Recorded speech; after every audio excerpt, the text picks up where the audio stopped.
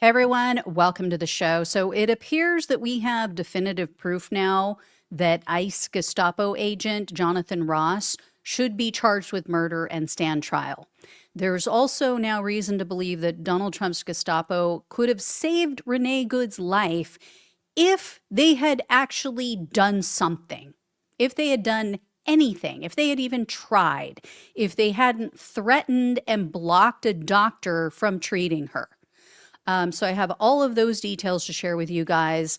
And MAGA is doing what MAGA does best, terrorizing innocent people. They are doing that. They're threatening violence. So I have that story as well. Evidently, Donald Trump's terrorists have been threatening the school where Renee Good's 6-year-old son attends. So I'll share those details. So here's the deal. Yesterday, or not yesterday, it's already the next week. See, this is how time flies. So last week, Breaking Points interviewed a woman named Janine Younes. She is a former public defender. She is currently a civil liberties attorney. And here's what she said to them. This is how she talked about the deadly use of force by law enforcement. So take a look at this video. If he could convince a jury for the first shot, you have to show that you were justified for each use of deadly physical force. So you can't just, once you've done it the first time, if that threat no longer exists, you have to stop. And I don't see how he could possibly convince anybody with the second and third shot. Maybe a civilian would be able to get away with a justification defense in that situation when an officer wouldn't say, I was so scared, I just started firing and I couldn't stop. But an officer is supposed to be trained not to do exactly that, to use, very precise force necessary to stop threats. One question, for instance, that I would imagine would come up is which shot killed her, or was it more than one? Because, for example, if the first shot didn't kill her, but he was justified, a jury finds he was justified in firing that, but the second and third did, and he wasn't justified there, that would actually create a different outcome. So here's why this is highly relevant to what we just learned about the shooting. The authorities released the 911 transcript and the paramedics' findings from this horrific event. Here is what they reported. MFD's report, and it states that Renee Good was found unresponsive in her car, not breathing, and with irregular pulse activity. Emergency medical services workers found Good had 2 apparent gunshot wounds to the chest, 1 apparent gunshot wound to the left forearm, and a possible gunshot wound on the left side of the head. Okay, so as you all heard there, she sustained 1 gunshot wound to her left forearm. That is consistent with this photo, with this shot that was fired by Ross. Okay, you can see it's in the lower left-hand corner of her windshield, right pretty much above her steering wheel. Okay, that is the only bullet hole that's in Good's windshield. I mean, it's pretty clear he was off to the side of the vehicle when he fired that first shot.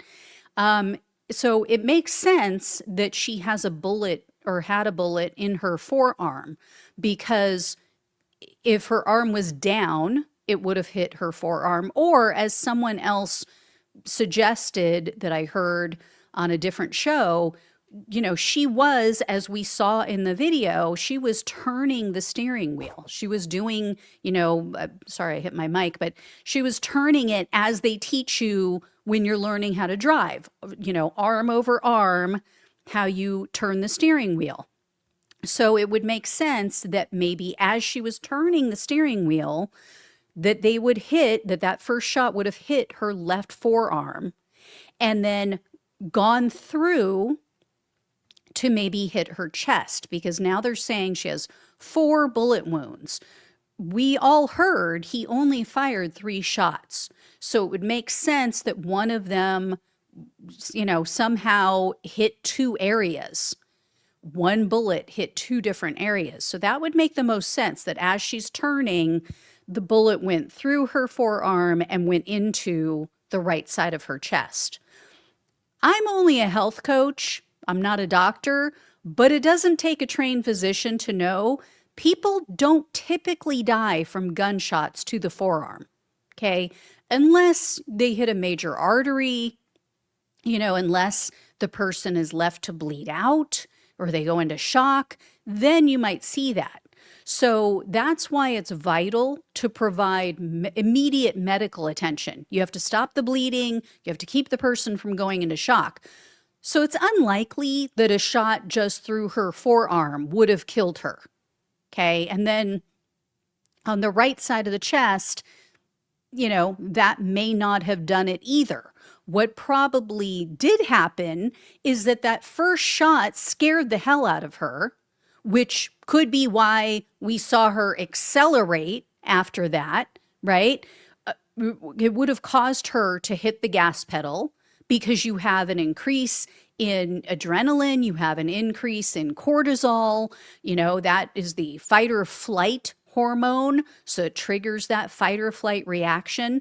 So it seems very clear that it was the additional shots to the chest and the shot to the head more than anything else, right? I mean, we all saw him standing off to the side of the car after the so-called threat had passed, and he is literally leaning into her open window and shooting her in the head. That is most likely what did it. And, that and the Gestapo's refusal to allow medical care, because as you heard there, Good was still breathing. She was still breathing when the paramedics reached her. She had a pulse as well, even though it was irregular.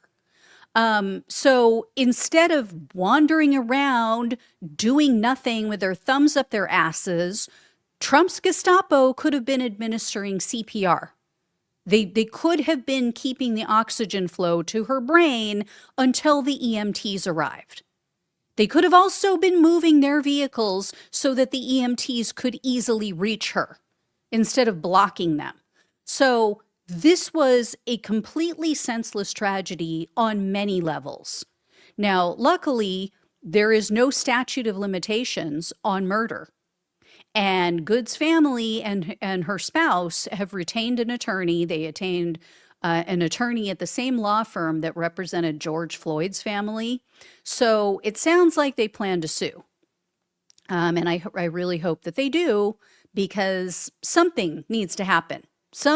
Somewhere, somehow, this out of control, trigger happy man needs to be held accountable. And the attorney told Channel 9 News that they've obtained quite a bit of information, even though the government is blocking a state investigation. So that's good to hear. Obviously, two things that are crucial in this investigation are the ballistics report and also the autopsy report. We need to know the trajectory of these bullets. That will provide even more evidence about where Ross was standing when he took that first shot. And then the autopsy could determine which shot did in fact prove to be fatal. Like, could she have lived if the bullet went through the forearm and into the chest? Would that, if she had received immediate medical attention, could she have still made it? Would the second shot be the fatal shot? Would this, as that woman said at the beginning on Breaking Points, we need to know which shot actually killed her. And he has to justify every single one. As for Ross and his supposed injury, I don't know if you guys heard about that, but the Guardian news outlet just reported there was a bunch of dissent over at CBS News. They were the first to report this. They reported that, he had internal injuries, he had internal bleeding. Well, apparently, not everybody was on board. Let's just put it that way, right? It seems like a very bogus story of him suffering internal bleeding.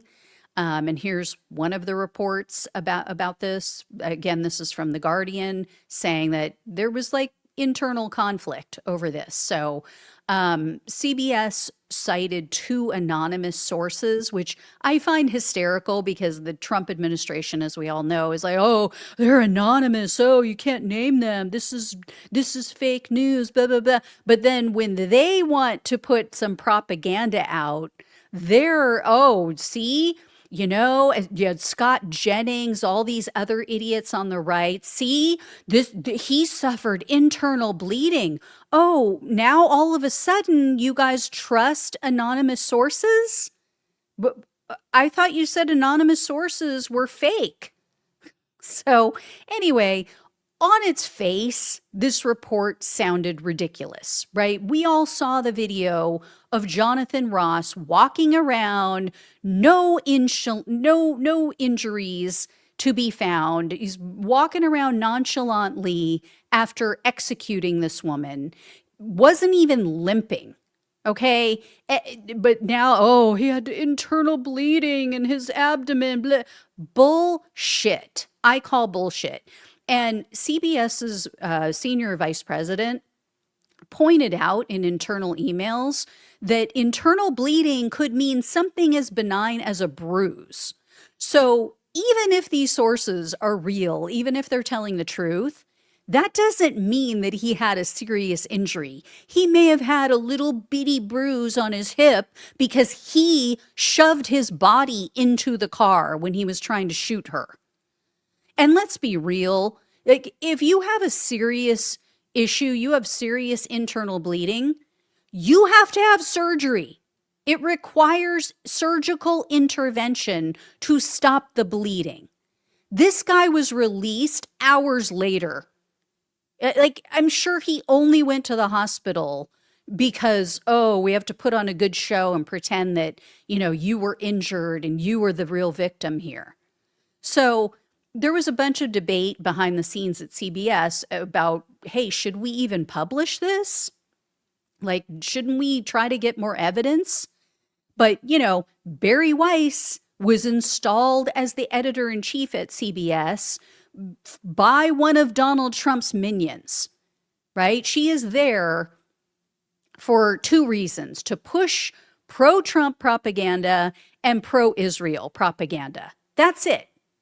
Because the network is now owned by one of Donald Trump's mega donors, the Ellisons. And the sources who spoke to The Guardian said that Weiss was very interested in publishing this story. So she ran with it. She pushed everybody else's opinion aside and decided, no, yeah, we're going to do this. You know, and so now this was used as justification by MAGA for the murder of an unarmed mother of 3. And here's how MAGA is reacting. So they, as I mentioned in the beginning, are threatening the school where Renee Good's son, her 6-year-old son, attends. So evidently, the slimy right-wing New York Post felt that it was necessary and relevant to report where her son goes to school. And they pointed out that the school focuses on social justice. So that's all it took, right? You have Donald Trump's psycho, miserable base now attacking the school as if they're the aggrieved victims in all of this, as if MAGA has been victimized somehow. So the Sahan Journal reported that the school has now been forced to transition to online learning because they've received so many threats. And there was a Republican lawmaker in a Georgia Facebook post that said he's calling for this school to lose all federal funding because of this. So here's what he wrote. He said, "This institution radicalizes students and pushes a left-wing agenda that demonizes ICE agents. The federal government should not subsidize anti-American education." So not enough that, you know, one of their MAGA people, one of their MAGA maniacs, took the life of a woman on the left. They now have to add insult to injury. This is why we need someone in the White House who's not afraid to punch back harder, who's not afraid to go, okay, you want to do that? You want to strip federal funding from this school? I am going to strip any and all funding and their tax exempt status from churches and from religious schools because they are indoctrinating children. That's the only thing MAGA understands. That's the only thing any bully understands. The only thing they get is, you want to start some shit, then we'll finish it. The only thing that bullies get is when a bigger bully punches them in the face. And of course, we're speaking metaphorically.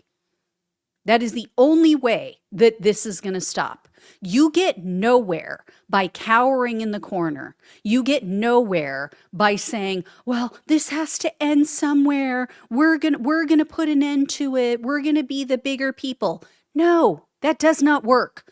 I have dealt with bullies literally my entire life. I lived with my bully. Okay? The bully doesn't respect that. And guess what? Neither do your allies.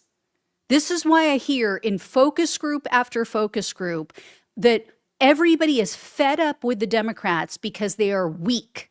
That's what I hear over and over and over again. I don't hear people saying, oh, I'm sick of the Democrats. I don't like the party because, they step up to the challenge and they do what needs to be done. No, every single one says they are feckless, they are weak, they don't follow through, they don't use the levers of power that are given to them to effectuate change.